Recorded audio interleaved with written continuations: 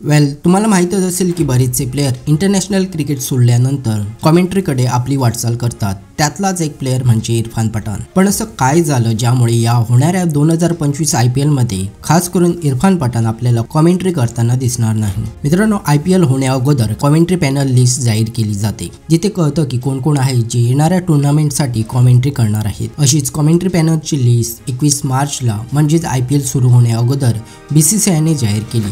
मात्र यात इरफान पठाणचं नाव नसल्या कारणाने बरेच जण चकित झाले। पण यात बऱ्याच जणांना माहीत नाही की BCCIने असा निर्णय काय घेतला, कारण इरफान पठाण गेल्या काही वर्षापासून IPL आणि आंतरराष्ट्रीय सामन्यामध्ये नियमितपणे कॉमेंट्री करताना पाहिला गेला आहे।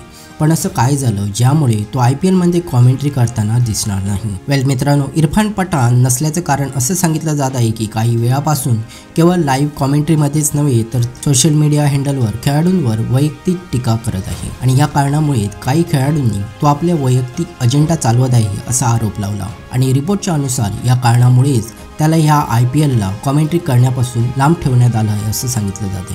खरं तर इरफान पठाण हा पहिला असा कॉमेंटेटर नाही ज्याला असा कॉमेंट्रीपासून वगळण्यात आला आहे। याआधी 2022 मध्ये संजय माजरेकर यांनाही रवींद्र जाडेजावर केलेल्या विधानामुळे बाहेरचा रस्ता दाखवण्यात आला होता। तसेच प्रसिद्ध कॉमेंटेटर आशा भोसले यांनाही अशाच प्रकारच्या वादामुळे काही काळ कॉमेंट्रीपासून दूर राहावं लागलं होतं। या झालेल्या कॉन्ट्रोवर्सीवर अजूनपर्यंत इरफान पठाणकडून काही प्रतिक्रिया आली नाही आहे। मात्र तो भविष्यात पुन्हा कॉमेंट्री देईल का हे पाहणं उत्सुकतेचं असेल। तुम्हाला काय वाटतं, हा निर्णय योग्य होता का? तुमचे यावर काय मत आहे?